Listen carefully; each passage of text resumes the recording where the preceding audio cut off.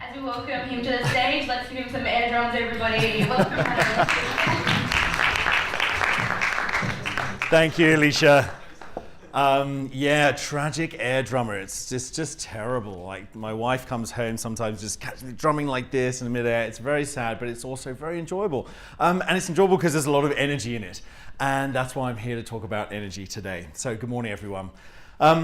We're here to talk about an ecology of energy. Now, to me, ecology is fascinating. It's how we interact as a species. It's how our environment interacts with us. It's everywhere at the same time. And energy is also fascinating to me because it's everywhere and nowhere. It can't ever be created. It can't ever be destroyed. It's, in fact, everything is energy. So it's an incredible thing to think about ecology and energy putting together. And because it's Friday morning, and because you guys put your hands up and you've been here for a couple of days already, we need to get a bit of energy in the room, right? Because everyone's tired, there's not enough coffee that can handle 2 nights of Pause Fest parties. So what I'd like you to do is, I'd like to practice some energy with you. So please stand up. And I'd like you to find someone next to you. So turn to the person next to you. And I want you to each hold out one hand, like this. Put your other hand behind your back. And I'd like you to imagine right now the most amazing news you've ever heard. Maybe your favorite band is in town and you've got tickets backstage, or I don't know, your team won the cup, or Trump has just been impeached. Something amazing, something incredible, some great news. And I would like you now, on the count of 3, to clap with that other person using one hand as fast as you can. So 3, 2, 1, go! Clap, clap, clap. Yes, yes, yes, okay, all right, okay. Very good. No, thank you. Okay, good, so you can all take a seat. You've all made a new friend, and you've all figured out how clapping with one hand doesn't work, right? It's such a weird thing to do, right? That's why we don't do it. It doesn't make any sense, because half the time you're actually hitting them and you're making a clap sound, and half the time you're just doing this, which doesn't mean anything. So this is an example of why energy orchestration and actually managing where energy goes back and forth is so important. The reason that didn't work is that you don't know exactly what time or where their hand is going to be in space and time. You just can't know that because they're not communicating that to you. So you just kind of go for it and hope it works. It's really important because when we can't orchestrate our energy, we can't control it well, and we can't enable our energy system to be as effective as we need it to be. And right now, we need our energy system to be as effective and as accessible to all because of the problems we face. So to understand this story, and thank you for humoring me with the one-handed clap, I just think it's awesome anyway. To start this story, we have to go back 5 decades. I was born in the 1970s, and in the late 1980s, I got my first computer, which was this. This is a ZX Spectrum 48K Plus, which is the most awesome computer I could ever imagine when I was 8 years old. And I thought, wow, this thing, 48K, that's the whole entire memory it had. Super powerful, right? And I got this computer and I thought, wow, what is this amazing little box? What can it do? And I decided, you know what? I'm gonna start programming. And I started programming and I realized I was utterly useless at it. I couldn't do it at all. It was so difficult, so I just kind of ended up playing Rampage. And what happened with that is, though, I figured, well, you know, playing with this thing was really cool because it actually taught me that when you have the code and you can figure out how to do something with it, if you're a bit smarter than I was, you can actually make things happen elsewhere. And that was fascinating to me. What was also fascinating to me at the time was how our environment worked and how our species interacted with other species on the planet. So fast forward 10 years, and I went to a university which was lovingly known as the concrete block poured onto the Norfolk countryside. And the 60s revolutionary university was really all about environment and ecology and what we can do about our planet. And so I was really fascinated by this. And what I learned here as I studied evolutionary biology and ecology was that there are 2 things. The first thing is that although species compete, they can be more successful being altruistic to each other under the right conditions. And the second thing was that the industrial government environment complex, how industry affects our environment, was the driving force for the problem we are facing in the planet.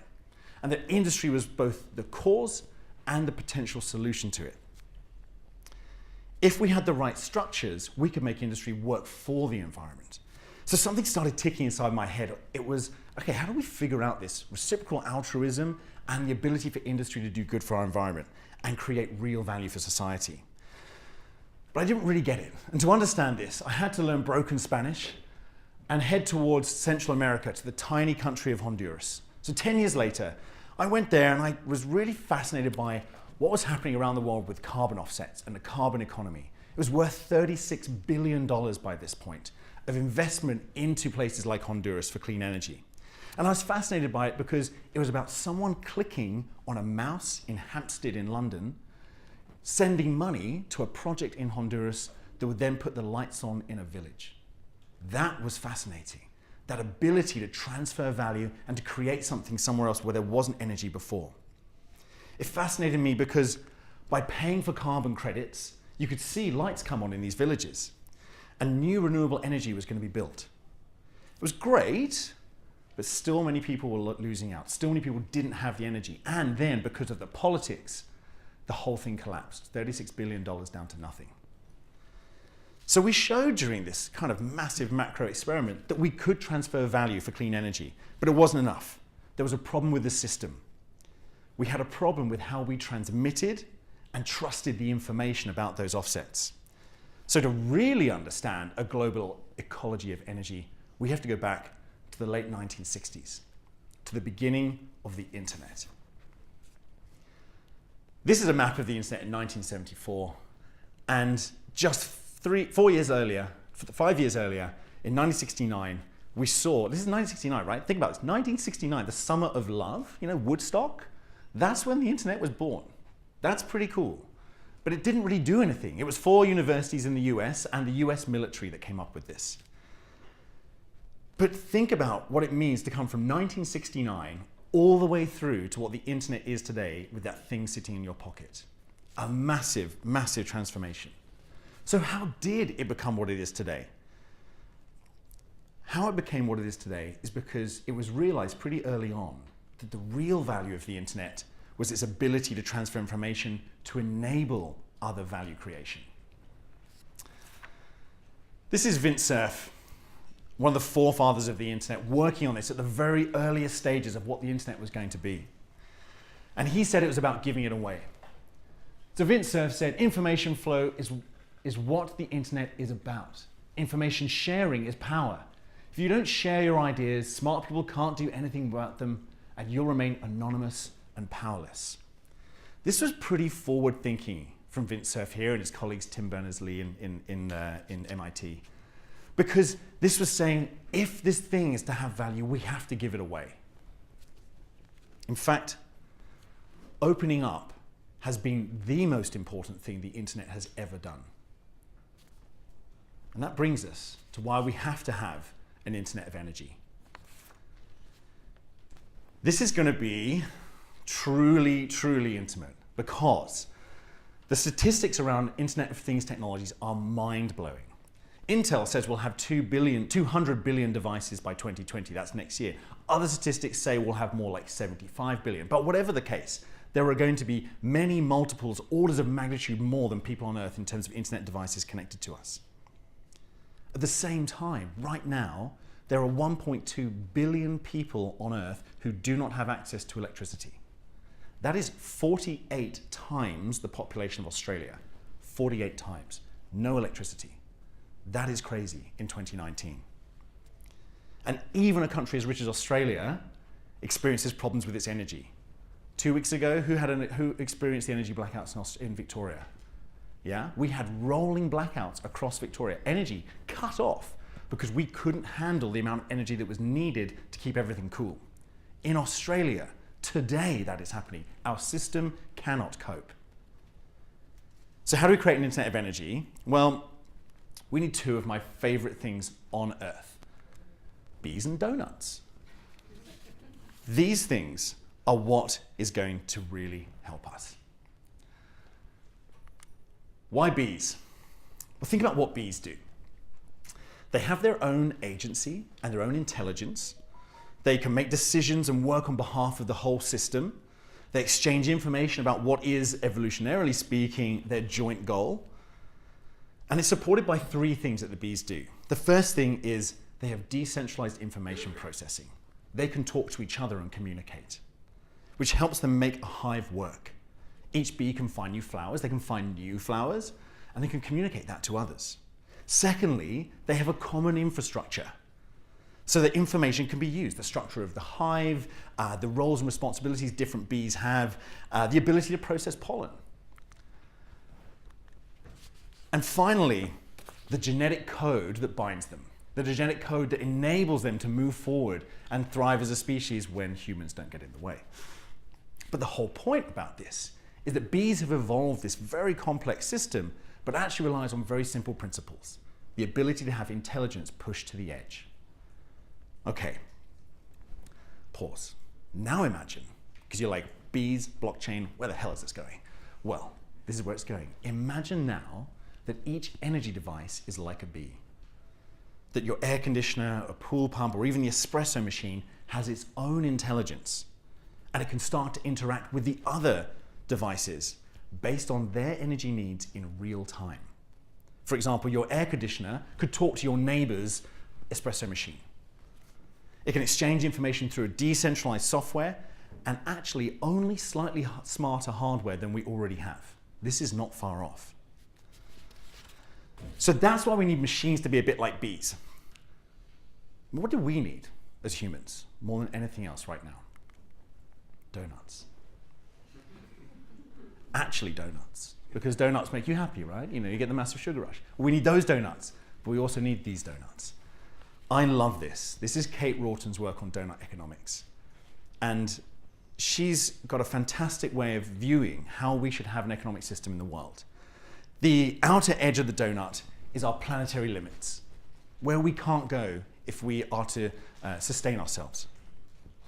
The inner edge is our social foundation, what we need as a society to live. Water, food, health, education, income and work, a meaningful life. For us to survive as a species, we have to live in the donut, in that circle of the donut. That's where we are, within our planetary limits and with our social foundations. And Kate says to do this, we need to have an economy that sustains itself and has inclusion for all. It has to be both within our ecological limits, so that's clean energy, and our social requirements. The world needs to be electrified because electricity brings health, brings opportunity, and brings the ability for humans to realize their full potential. All right, cool, great, fantastic.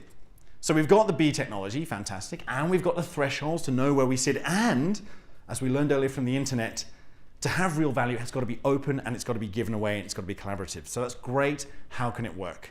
Well, technically, this is how we think it needs to be done to create a global ecology of energy. An open source protocol that makes a distributed and intelligent energy value exchange possible. So working with our partners at Holochain, we're prototyping a blockchain type solution that is decentralized, secure, and infinitely scalable. So we're creating a protocol that is essentially the language of those bees. It allows energy devices to communicate with each other and transact with each other, and critically, for any person in the world, build new opportunities together. We think this has to be open, like the internet. It cannot be proprietary and held closely. It's got to be available to everyone. And on top of that, everyone can build the apps that they need. So we're starting with this applications with 3 main points. It's our role at RedGrid to enable these energy bee devices. The first one is to allow people's devices to react to market signals and save them money. That's what we're doing right now, running our pilots. The second one is we do need to balance out energy production and energy consumption. And the reason we need to do this is because our energy is super peaky right now. We demand it really high in some points and demand it very low in other points. And we cannot contain that. By smoothing out the energy production and consumption, we can have more renewables on the grid without large amounts of money being spent on infrastructure. It also means we can start to share the energy value between different people. So those who do not have access to clean energy can have access to it. And finally, we believe this has to be open to anyone so that anyone in the world can build on this protocol, make it locally relevant, and use those business models that make sense to them. This is blockchain in some ways, and it's not in others. Because the system we're using isn't about applying a large overarching blockchain infrastructure to this. It's about understanding a system that grows out from those individual IoT devices and from those humans themselves. But we have to start here. And this is where it starts. Coding and testing technology, boards and flashing lights and mini solar panels. This is where a revolution starts. We've seen this a million times. But it doesn't just have to happen here, it has to happen elsewhere. And so it starts with coding and testing and running proof of concepts like this. We're working with Monash University and bringing decentralized technology to their net zero emissions program. They are driving emissions to zero by 2030. They won a UN award about this last year, and what's really important about this is that they're going to do this because we have to reduce our emissions faster than everyone mostly thinks. So what we're doing is we're helping their systems on their campus talk to each other more intelligently in a distributed way, and therefore showcasing what you can do to scale up from this really cool smart campus to something much bigger. We're also working internationally and delivered some work with this group called Solshare in Bangladesh and Germany. And what was cool about this is that people in Germany have a lot of solar. Like, it's crazy, right? They have the amount of gigawatts of solar compared to Australia is far greater in Germany, which is rainy and cloudy and miserable weather like England. But it still works. In fact, they produce more energy from solar than they did from fossil fuels one summer 2 years ago. And so people in Germany have got a lot of solar. So we worked on a project whereby someone with excess solar energy could deliver and donate that value to a specific person in Bangladesh, like a young family or a woman who is a doctor in a specific village. So they said, I'm happy to give away 5% of my value, and we could donate that to a specific person. And their energy value got topped up on their meter. What that meant was we could start to see in this proof of concept the beginning of a global, clean, transactive economy. That's wonderful. Super duper. Lovely, Adam. Sounds great. But at the end of the day, there's a problem. The big problem is that anyone working on this, no matter how much they sell a big game, is still working on proof of concepts and pilots. There is no production level energy blockchain solution out there. It doesn't exist yet. Why? Because we have to pause and think about where we've come from with energy. Since the beginning of human time, energy has nearly always been monopolized. Those who could make the biggest fire had the biggest following. Those who found and monopolized our fossil fuel assets, the oil and the coal and the gas, profited and held on to those tightly. But we are moving rapidly into a world where the monopoly of energy is over. Within the next 24 months, renewables will be cheaper than fossil fuels across the board. Everything. For the most part, it's even cheaper to install new renewables now than it is to continue running fossil fuels. So why do we still have this? Why do we still have this problem?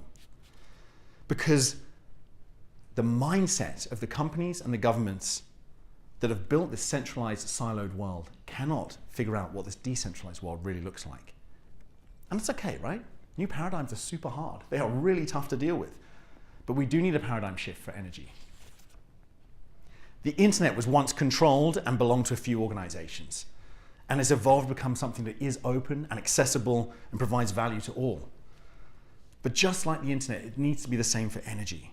And this is whether governments, investment banks, and companies like it or not, it is going to happen. We are seeing a decentralized, democratized energy system emerging. But for the large companies that run our energy system, they are also going to be the companies who run the new energy system to a certain extent. Someone has to put up the poles and the wires. Someone has to help make this energy get from place to place. And so for them, this flip from centralized to decentralized, the flip from super tightly controlled to released, is really, really difficult. So for them, it's like base jumping or jumping off a canyon into water. They know they can see the water, they know cognitively they can do it, but taking the run up and taking that leap is still a jump a bit too far. It's not without its risks. And so what happens is, traditionally, companies have always been compelled to compete, want to continue to compete. And although our evolutionary instinct is to continue to compete, reciprocal altruism in biology has shown us that under the right conditions, we can help each other out, and that we're better off sharing our resources and knowing those benefits will come back to us. So let's think about Vint Cerf's quote. He came up with this in the early 1970s. If we replace the word information with energy, you can see we're not far off, right? Energy flow is what the Internet of Energy is about. Energy sharing is power. If you don't share your energy, smart people can't do anything new with it, and society will remain anonymous and powerless. That is what we believe the future will be. Vint Cerf and Tim Berners-Lee, the founders of the internet, thought this in the 1970s, and we're all thinking this now in the mid-2010s. It's been 5 decades throughout this whole thing. It's very tricky. But it's really important, right? Because this isn't about saying, produce energy and give it away. It's reciprocal altruism. That means I give it away today, I get something back tomorrow. That's the difference here. It's not about an open, free energy that no one has any say over. It's about a system that ultimately will be free, that enables people to use it in the very best way. Why is that important? I'm the climate change guy, so I have to say this and I have to show this slide. On the x-axis here, the bottom, we have time, and on the y-axis, going up the side, we have our global emissions. And those steep lines are where we need to go to get ourselves out of dangerous climate change. Our emissions are not slowing down. In fact, they are rising. We had a few years where they plateaued, but now they're going back up again. If we are to deal with climate change, and what this means is basically these super sharp lines that come down this way, that steep curve is harder. It's like riding a bike up a hill. The steeper the hill, the harder it is. Bringing our emissions down, the steeper it is, the harder it will be. And so these siloed, centralized, controlled, tightly controlled systems do not take into account the advantages of cooperation, of the donut economics that Kate Wharton is talking about, and reciprocal altruism and the cooperation that happens with that could be the only thing that drives us down fast enough to here, because so far we are failing. And I don't mean failing in a, hey, I'm a startup, let's fail and be cool about it. I mean failing our planet and failing where our species is going to go. So that's why we have to have this kind of approach. And this is a bat. Yes. When I put this slide deck together, I also thought the bat was a good idea. And when I looked at it yesterday, I realized there's a bat in our presentation. And then I realized, aha, doesn't matter where you sit on the spectrum of vampire bats, whether you're really pro-vampire bat or really anti-vampire bat, you got to admit this guy's pretty cute, right? He's a cute little bat, but he's also an absolute champ of reciprocal altruism. Even vampire bats can do this. In fact, they've shown, and biological studies have shown, that vampire bats, when they have a constrained environment, when there's not enough food, will actually give food to another vampire bat that is not related to it. That they are genetically distinct as individuals, not as a species, but as individuals. And so they actually help each other out when times are tough. And when times are tough, helping each other out actually makes all the difference. All right, we have a long way to go with this. We have a long way to go. There's lots of problems to overcome. We're dealing with the technical problems, we're working on new solutions, we're dealing with the pilot problems, we're dealing with how to actually implement this with companies who are running energy right now. And the Internet of Energy really has to be about 3 things. Firstly, it has to be about people, it has to be about us, the humans, our access to energy, our autonomy, our data privacy, and our potential and the opportunity to have that. It's about technology that acts like bees, a decentralized architecture supported by artificial intelligence, and one that is infinitely scalable because everyone needs access to it. And it's about a little bat. Reciprocal altruism means a society we can share, we can build, and we can thrive. And that is what an ecology of energy is all about. Thank you.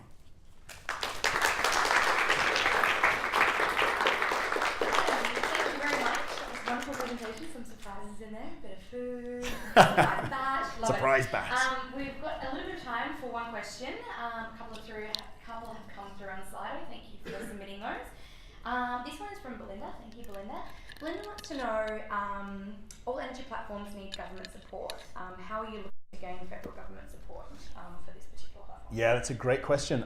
So we're working with the Australian Energy Market Operator and the Australian Renewable Energy Agency to pilot and test what these new flipped architectures look like. And they're actually came to us and said, we want to understand, right now we have these siloed proprietary systems, how can we flip that on its head? So we're working with them right now to figure out how this could work for Australia, because this is why we're doing it in Australia, right? This is the pinnacle. We are the spearhead of the solar revolution for the world. This is what's going to happen first, and that's why we're so excited to be here doing it. You're so efficient. I think we can answer one more question.